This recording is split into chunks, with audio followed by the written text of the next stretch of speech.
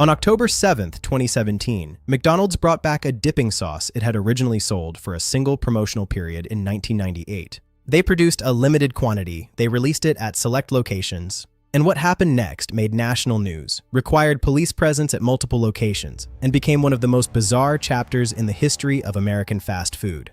People were selling single packets on eBay for hundreds of dollars. Customers were screaming at employees. A man in California traded his car for a packet. A dipping sauce for chicken nuggets caused a genuine cultural crisis. And the story of how we got there is something else entirely. Welcome back to Behind the Menu. Today we're telling the full story of McDonald's Szechuan sauce. From its origins as a promotional tie-in with Disney's Mulan in 1998, to its surprising resurrection in a cartoon, to the chaos that followed when McDonald's tried to bring it back and completely misjudged the scale of what they had unleashed. This is a story about nostalgia, internet culture, corporate miscalculation, and the strange new ways that food becomes meaningful in the age of social media. The Szechuan sauce was born in 1998 as a promotional item tied to Disney's animated film Mulan.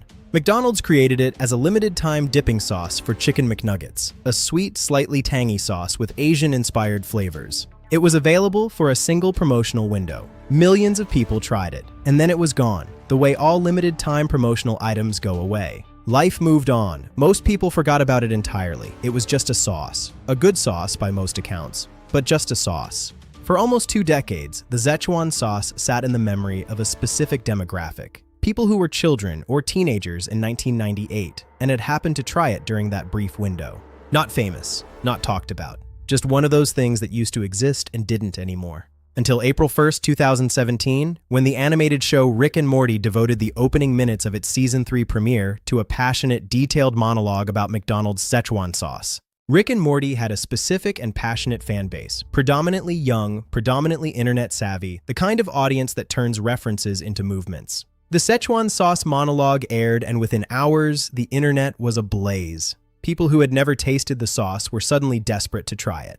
A product that had existed for a single promotional period 19 years earlier was now the most talked about condiment in America. McDonald's, to their credit, moved quickly. Within days, they publicly acknowledged the reference on social media. In October 2017, McDonald's CEO Steve Easterbrook personally delivered a gallon of Szechuan sauce to Rick and Morty co-creator Justin Roiland, a publicity stunt that generated enormous coverage. And then they announced the limited return. This is where McDonald's made the critical error. They severely underestimated demand. The October 7th limited release produced enough sauce packets for approximately 1 per location. Some locations received as few as 20 packets. For a fandom that had been building anticipation for months, this was not enough. Not even close. The scenes outside McDonald's locations on October 7th were extraordinary. Crowds that had gathered expecting to buy a packet of sauce were turned away within minutes of opening. People who had driven hours were told it was gone. The social media reaction was immediate and furious.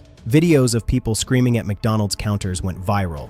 A location in California required police assistance to manage the crowd. The story ran on CNN, on The Today Show, in newspapers across the country. A dipping sauce that originally cost nothing because it came with your meal was selling on eBay for $300 a packet. One sealed packet. People were paying $300 for a packet of sauce that would expire. McDonald's response, a Twitter apology promising a larger re-release, was sincere but insufficient in the moment.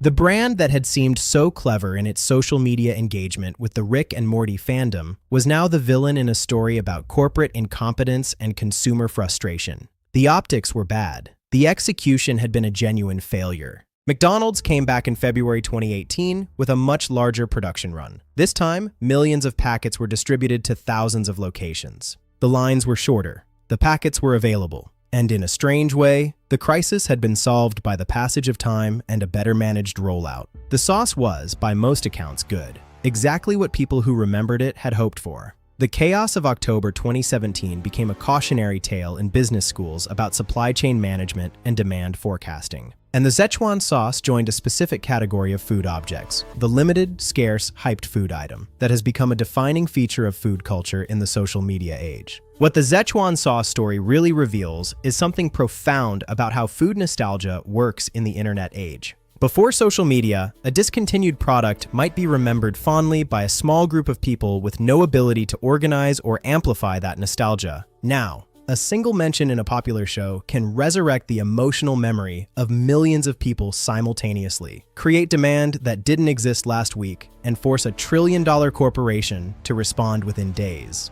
The power dynamic between consumers and brands has shifted in ways that are still playing out. McDonald's Szechuan sauce is a small story, but the forces it illustrates, nostalgia as a cultural weapon, internet communities as demand generation engines, the viral power of shared memory, those are enormous. Did you try the Szechuan sauce? Were you there in October 2017? Or did you try the February 2018 version? Tell me what you thought in the comments. And subscribe to Behind the Menu. Stories like this every single week. See you next time.